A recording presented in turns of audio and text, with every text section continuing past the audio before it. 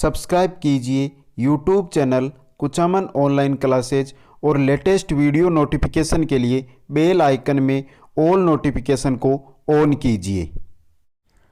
नमस्कार दोस्तों आज हम देखेंगे हिंदी का तीसरा मॉडल टेस्ट पेपर। दोस्तों दो मॉडल पेपर हमने देख लिए थे, इंपॉर्टेंट क्वेश्चनों के ही हम मॉडल पेपर लेकर आते हैं दोस्तों, तो आप प्ले लिस्ट में जाकर प्रत्येक मॉडल पेपर को जरूर देखें। दोस्तों मॉडल पेपर में 30% रहते हैं जो हमारे न्यू पैटर्न पर आधारित रहते हैं, जो 2021 का पैटर्न है उसी आधार पर हम मॉडल पेपर ले रहे हैं। दोस्तों हर टॉपिक से आपको यहाँ पे क्या मिलेगा, पर्सन मिलेगा। तो आप अंत तक इस मॉडल पेपर में भाग लें और अंत में अपना स्कोर कमेंट करके हमको जरूर बताएं। आप सभी का स्वागत करते हैं YouTube channel Kuchaman online classes पर। दोस्तों अभी तक चैनल को सब्सक्राइब नहीं किया तो चैनल को सब्सक्राइब करें और बेल आइकन में ऑल नोटिफिकेशन को ऑन करें, जिसको हर वीडियो से आपको रिलेटेड जो भी जानकारी होती है वो मिलती रहे। चलते हैं दोस्तों क्वेश्चनों की ओर। एक बार सभी साथी वीडियो को लाइक और शेयर जरूर कर दें। पहला क्वेश्चन आपकी स्क्रीन पे है दोस्तों, नासिक के साथ मूर्धन्य ध्वनि भी है। नासिका के साथ, जो नासिका और मूर्धन्य ध्वनि है, इनमें से कौन सी है? चार ऑप्शन है आपके सामने, इनमें से सही है जो आपकी ऑप्शन है हणे म हड़े न, तो सही रहेगा आपका ऑप्शन ए। दोस्तों यहाँ पे हण है जो मूर्धन्य भी है, यानी मूर्धा भी है, मूर्धा के साथ भी उच्चारित होता है और नासिका के साथ भी उच्चारित होता है। नेक्स्ट क्वेश्चन में चलते हैं। शुद्ध शब्द है, इनमें से शुद्ध शब्द है, चारों आपको निरीक्षण दिखाई दे रहे हैं, लेकिन जो शुद्ध शब्द है वो आपको यहाँ पे पता करना है कौन सा रहेगा। और ऐसे ही क्वेश्चन आते हैं, चारों ऑप्शनों में एक ही शब्द मिलेगा उसमें बस, और आपको मिलेगा वो मिलेगी मात्रा की मिस्टेक। यहाँ पे दोस्तों शुद्ध शब्द है आपका वो है ऑप्शन ए वाला, बाकी तीनों के तीनों क्या है दोस्तों यहाँ पे गलत है, तो आपका ए ऑप्शन यहाँ पे सही होगा। नेक्स्ट क्वेश्चन में चलते हैं। नेक्स्ट है दोस्तों, मोहन सुंदर बालक है में विशेष्य है। यहाँ पर आपसे पूछा जा रहा है विशेष्य कौन सा है, विशेषण नहीं पूछा जा रहा है। विशेषण तो मेरे को पता है, आप देखते ही बता देते, लेकिन आपको बताना क्या है, विशेष्य बताना है कि मोहन सुंदर बालक है, इसके अंदर विशेष्य कौन सा है दोस्तों। तो जिसकी विशेषता बताई जाती है, जिसकी विशेषता मोहन सुंदर बालक है, तो विशेषता यहां पे मोहन की बताई जा रही है। लेकिन दोस्तों बालक जो विशेषता के रूप में प्रयुक्त किया जा रहा है, सुंदर किसके लिए है, बालक के लिए, तो यहां पे बालक क्या होगा आपका विशेष्य होगा। ऑप्शन आपका ए यहां पे क्या रहेगा, सही रहेगा। नेक्स्ट क्वेश्चन में चलते हैं। 5 लीटर दूध दे दो वाक्य में विशेषण है। 5 लीटर दूध दे दो, निश्चित संख्यावाचक, अनिश्चित परिमाणवाचक, निश्चित परिमाणवाचक, अनिश्चित संख्यावाचक। 5 लीटर दूध दे दो, यहां पे पहले देखिए 5 लीटर, यहां पे ये संख्या क्या है, निश्चित है। कुछ लीटर दूध दे दो तो क्या हो जाती, अनिश्चित हो जाती, तो 5 लीटर है तो निश्चित है। अब हमें बात करनी है कि यहां पर विशेषण का प्रकार कौन सा है, विशेषण का भेद कौन सा है। तो भेद कौन सा है दोस्तों, यहां पे 5 लीटर दूध दे दो मतलब परिमाणवाचक है, तो कौन सा हो जाएगा, कौन सा हो जाएगा दोस्तों, निश्चित परिमाणवाचक हो जाएगा। नेक्स्ट क्वेश्चन में चलते हैं। नेक्स्ट है अग्नि का विशेषण है। अग्नि का विशेषण क्या होता है, बहुत अच्छा क्वेश्चन आया दोस्तों। अग्निकार, आग्नेय, अग्निकृत या अग्निवेश। अग्नि का विशेषण आग्नेय होता है दोस्तों। ऑप्शन बी आपका यहां पे क्या रहेगा, सही रहेगा। नेक्स्ट क्वेश्चन में चलते हैं दोस्तों, बहुत अच्छा क्वेश्चन है ये भी। चतुष्कोण शब्द का सही विच्छेद होगा। चतु प्लस कोण, चतु प्लस उष्कोण, चतुः प्लस कोण, चद प्लस कोण। तो चतुष्कोण का सही संधि विच्छेद कौन सा होगा वो आपको बताना है। तो सही होगा दोस्तों यहां पर विसर्ग संधि होगी, तो कौन सा होगा, ऑप्शन सी वाला चतुष्कोण, चतु प्लस कोण। नेक्स्ट में चलते हैं दोस्तों, बहुत अच्छा क्वेश्चन आया है। अगम और आगम का सही युग्म अर्थ होगा। अगम और आगम का आपको युग्म अर्थ बताना है, सही क्या होगा। आगमन और पुराण, आगमन और जाना संभव नहीं, जाना संभव नहीं और आगमन, पुराण और जाना संभव नहीं। अघम, अगम बाधा का ए लगा हुआ है उपसर्ग के रूप में, तो बाधा के रूप में प्रयुक्त होगा तो जाना संभव नहीं होगा, और आगम मतलब आगमन। सी ऑप्शन यहां पे आपका हो जाएगा सही दोस्तों। नेक्स्ट क्वेश्चन में चलते हैं। अपने लिए किए हुए उपकार को याद रखने वाला वाक्यांश के लिए एक शब्द है। अपने लिए किए हुए उपकार को याद रखने वाला वाक्यांश के लिए एक शब्द क्या होगा? कर्तृगण, कृपण, कुलीन, कृतज्ञ। तो अपने लिए किए हुए उपकार को याद रखने वाला के लिए एक शब्द होगा, वो होगा कृतज्ञ। ऑप्शन डी आपका क्या रहेगा? सही रहेगा। नेक्स्ट में चलते हैं दोस्तों। चमरी शब्द पर्यायवाची है, किसका है? जो चमरी शब्द है ये किसका पर्यायवाची है?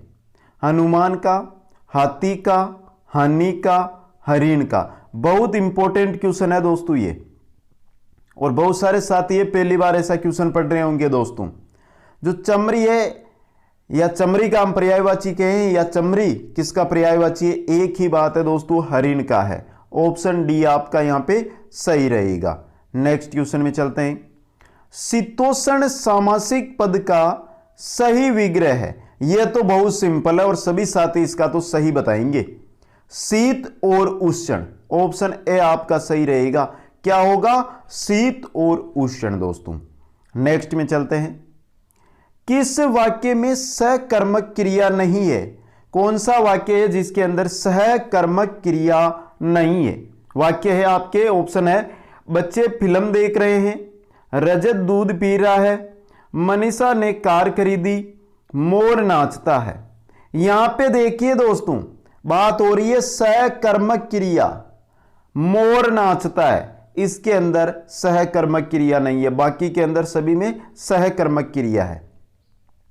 नेक्स्ट में चलते हैं। चिन्मय शब्द का संधि विच्छेद है। चिन्मय शब्द का सही संधि विच्छेद क्या होगा? चिन्ह प्लस मय, चित्त प्लस मय, चित्र प्लस मय, चित्त प्लस मय। दोस्तों तय के बाद मैं, तो तय है जो पहला वर्ण होता है वो अंतिम वर्ण में बदल जाता है। अगर क्या मिले? बाद वाले वर्ण के प्रथम में हमें मैं मिले तो। मतलब ऑप्शन बी वाला देखिए, जो तय है वो अपने पंचम वर्ण में चला जाएगा, तय तय द द न के अंदर, तो चिन्ह महे बन जाएगा। ऑप्शन बी सही रहेगा। नेक्स्ट क्वेश्चन में चलते हैं। बाहु का संधि विच्छेद किस क्रम में है? जो बाहु का संधि विच्छेद है वो आपको यहां पे बताना है दोस्तों। बो प्लस उक, बहु प्लस औक, बहु प्लस उक, बहु प्लस उक। तो यहां पे सही रहेगा दोस्तों आपका ऑप्शन सी। यहां पे देखिए बाउक, किसकी ध्वनि आ रही है दोस्तों? बाउक। बाउक के अंदर यहां पे देखिए दोस्तों आपको आव की ध्वनि दिखाई दे रही है दोस्तों। किसकी दिखाई दे रही है? आव की ध्वनि। अब जब आव की ध्वनि आपको यहां पे दिखाई दे रही है, मतलब कि यहां पर ओक का मिलन हुआ है। किसका हुआ है? औ का मिलन हुआ है, तो यहां पे ऑप्शन सी आपका सही हो जाएगा। नेक्स्ट क्वेश्चन में चलते हैं। हिमालय से गंगा निकलती है, इसमें कौन सा कारक है? हिमालय से गंगा निकलती है, संबंध कारक है, अपादान कारक है, कारण कारक है या कर्ता कारक है? हिमालय से गंगा अलग हो रही है, और अलग होने के अर्थ में कौन सा कारक है जो आप काम में लेते हो? अपादान कारक। जैसे पेड़ से पत्ता गिरता है, वहां पर भी कौन सा कारक होगा? अपादान कारक। नेक्स्ट क्वेश्चन में चलते हैं। हिंदी में निम्न में से कौन से शब्द हैं जो सदैव बहुवचन में ही प्रयुक्त होते हैं? आंसू, दर्शन, हस्ताक्षर व प्राण, छवि। तो दोस्तों ये आपको चार शब्द दिखाई दे रहे हैं यहां पे। एक तो है आंसू, एक है दर्शन, एक हस्ताक्षर, एक प्राण। ये सभी के सभी है जो हमेशा बहुवचन के अंदर प्रयुक्त होते हैं, सदैव बहुवचन के अंदर प्रयुक्त होते हैं सभी शब्द। ऑप्शन द आपका सही रहेगा। तो दोस्तों हमने देखे 15 क्वेश्चन है जो हिंदी व्याकरण के। अब 15 क्वेश्चन जो हमारे रहेंगे वो रहेंगे हिंदी की शिक्षण विधियों के, क्योंकि अगर हम बात करें भाषा पेस्ट के रूप में तो हिंदी के 15 क्वेश्चन रहते हैं वो व्याकरण और 15 क्वेश्चन आते हैं वो शिक्षण विधियों के आते हैं दोस्तों। चलते हैं 16 नंबर क्वेश्चन की ओर। कौन सी विधि संस्कृत से हिंदी शिक्षण में आई है? समवाय विधि, कहानी कथन विधि, सूत्र विधि या इनमें से कोई नहीं? तो कौन सी विधि है जो संस्कृत से हिंदी शिक्षण में आई है? वो है आपकी सूत्र विधि। ऑप्शन सी आपका यहां पे सही रहेगा। नेक्स्ट क्वेश्चन, हिंदी भाषा में मूल व्यंजनों की संख्या होती है 40, 47, 41, 33। बात हो रही है मूल व्यंजनों की, तो मूल व्यंजन कितने होते हैं? स्पर्शी कितने होते हैं दोस्तों? कैसे लेकर मैं तक 25। अंतस्थ कितने होते हैं? अंतस्थ 4। ऊष्म कितने होते हैं? 4। कुल मिलाकर कितने हो गए? 33। ये होते हैं मूल व्यंजन, तो डी ऑप्शन आपका सही हो जाएगा। नेक्स्ट क्वेश्चन में चलते हैं मित्रों। ग्रह कार्य का मूल्यांकन क्यों आवश्यक है? जो ग्रह कार्य दिया जाता है उसका मूल्यांकन क्यों आवश्यक है? ऑप्शन है, इससे शिक्षण रोचक व प्रभावी बनेगा, इसमें छात्रों के संबल एवं निर्बल पक्ष की जानकारी होगी, इससे बालक को सही दिशा मिलेगी, इससे शिक्षक अपनी कमजोरियों को जान सकेगा। तो ग्रह कार्य का मूल्यांकन क्यों आवश्यक है? क्योंकि इसमें छात्रों के जो संबल एवं निर्बल पक्ष यानी जो उसके अच्छे पक्ष है और उनके जो कमजोर पक्ष है उनकी जानकारी हो जाएगी। नेक्स्ट क्वेश्चन में चलते हैं। मूल्यांकन से अभिप्राय है। मूल्यांकन से क्या अभिप्राय है? निरंतर सतत चलने वाली प्रक्रिया, वांछित व्यवहारगत परिवर्तनों की जानकारी, उद्देश्य की पूर्ति का सीमांकन, उपरोक्त सभी। तो मूल्यांकन से क्या तात्पर्य होता है? तो यहां पे तीनों ऑप्शन ए, बी और सी आपके सही है मूल्यांकन के बारे में, तो आपका डी ऑप्शन उपरोक्त सभी यहां पे क्या रहेगा? सही रहेगा। नेक्स्ट क्वेश्चन में चलते हैं दोस्तों। गद्य साहित्य का मुख्य प्रकार या स्वरूप है। बात किसकी हो रही है? गद्य साहित्य की। सृजनात्मक गद्य, वर्णनात्मक गद्य, भावात्मक गद्य या उपरोक्त सभी? दोस्तों यहां पे क्वेश्चन को पढ़ना है, गद्य साहित्य का मुख्य प्रकार या मुख्य स्वरूप कौन सा होता है? सृजनात्मक गद्य। ऑप्शन ए आपका सही रहेगा। नेक्स्ट क्वेश्चन में चलते हैं। पाठ योजना निर्माण का सर्वाधिक लाभ मिलता है किसको? विद्यार्थियों को, शिक्षकों को, प्रधानाध्यापक को, किसी को नहीं। जो पाठ योजना होती है उसका अगर हम बात करें कि सर्वाधिक लाभ किसको मिलता है, तो दोस्तों सर्वाधिक लाभ उसका शिक्षक को मिलता है। ऑप्शन बी आपका यहां पे सही रहेगा, शिक्षक को सर्वाधिक लाभ मिलता है। नेक्स्ट क्वेश्चन में चलते हैं। व्यवहारिक व्याकरण शिक्षण की सर्वाधिक उपयुक्त प्रविधि है।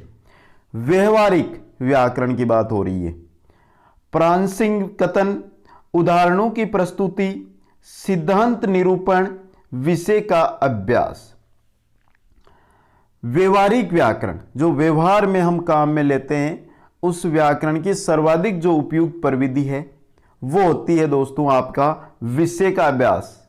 कोई भी विषय है उसका अभ्यास। नेक्स्ट क्वेश्चन में चलते हैं। वह प्रविधि जिसमें विद्यार्थी अपना अध्ययन कार्य अध्यापक की देखरेख में पूर्ण करते हैं कहलाती है स्व अध्ययन, गृह कार्य, पर्यवेक्षित अध्ययन, मौखिक कार्य। कौन सी विधि है जिसके अंदर विद्यार्थी अपना अध्ययन कार्य है वो अध्यापक की देखरेख में पूर्ण करते हैं? पर्यवेक्षित अध्ययन होता है दोस्तों। ऑप्शन सी आपका सही रहेगा और इंपॉर्टेंट क्वेश्चन भी है दोस्तों ये। नेक्स्ट में चलते हैं। वर्णनात्मक कविता शिक्षण की सही विधि है। प्रश्नोत्तर विधि, तुलना प्रणाली, शब्दार्थ प्रणाली, व्याख्या प्रणाली। वर्णन की बात आ रही है दोस्तों। तो वर्णनात्मक जो कविता शिक्षण होता है उसकी सही विधि आपकी होगी वो होगी शब्द के साथ अर्थ। ऑप्शन सी शब्दार्थ प्रणाली। नेक्स्ट में चलते हैं। द्वितीय भाषा शिक्षण की विधियां हैं प्रश्नोत्तर विधि, अनुवाद विधि, व्याख्यान विधि, इनमें से कोई नहीं। बहुत अच्छा क्वेश्चन आया दोस्तों। पूछा क्या है कि जो द्वितीय भाषा है, द्वितीय भाषा शिक्षण की विधि है, कौन सी है दोस्तों? ये तो आपने बहुत बार पढ़ा है क्वेश्चन, अनुवाद विधि। ऑप्शन बी आपका सही रहेगा। नेक्स्ट में चलते हैं दोस्तों। देखो और लिखो शिक्षण विधि प्रयुक्त करते हैं मौखिक रचना में, निबंध रचना में, शुद्ध अभिव्यक्ति में और उपयुक्त सभी में। देखो और लिखो मतलब निबंध, क्या होगा दोस्तों? निबंध रचना में। ऑप्शन बी आपका सही रहेगा। नेक्स्ट में चलते हैं। प्राथमिक स्तर पर कविता शिक्षण की उपयुक्त प्रणाली है व्याख्या प्रणाली, व्यास प्रणाली, तुलना प्रणाली, गीत व अभिनय प्रणाली।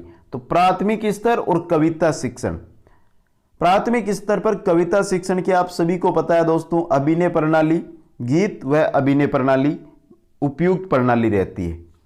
नेक्स्ट में, प्राथमिक स्तर पर रचना शिक्षण के लिए कौन सी विधि उपयुक्त रहती है? रचना शिक्षण की बात हो रही है दोस्तों। यहां पे बात किसकी हो रही है? प्राथमिक स्तर की। अनुकरण विधि, प्रश्नोत्तर विधि, रूपरेखा विधि, सूझ विधि। तो प्राथमिक स्तर पर रचना शिक्षण के लिए कौन सी विधि उपयुक्त रहती है? कौन सी रहती है? रचना शिक्षण की बात हो रही है, प्रश्नोत्तर विधि रहेगी। ऑप्शन बी आपका सही है। नेक्स्ट में चलते हैं। वह कौन सा वाचन है जो गद्य में प्रयुक्त होता है परंतु पद्य में नहीं? यह क्वेश्चन तो वेरी सिंपल क्वेश्चन है दोस्तों, सभी को पता होना चाहिए इसका आंसर। मौन वाचन, आदर्श वाचन, अनुकरण वाचन, समवेत वाचन। तो गद्य में तो प्रयुक्त होता है लेकिन पद्य में प्रयुक्त नहीं होता है। कौन सा है? मौन वाचन। ऑप्शन ए आपका सही रहेगा। चलते हैं नेक्स्ट और अंतिम क्वेश्चन की ओर। माध्यमिक कक्षाओं में व्याकरण का कौन सा रूप सिखाया जाए? व्याकरण के सूत्र, नियमित ज्ञान, शुद्ध व्याकरण, व्याकरण का व्यवहारिक ज्ञान। तो माध्यमिक कक्षाओं में जो व्याकरण है उसका व्यवहारिक ज्ञान है या व्यवहारिक रूप है वो सिखाया जाना चाहिए। दोस्तों, हमने आज हिंदी के मॉडल टेस्ट पेपर के अंदर कुल 30 क्वेश्चन देखे।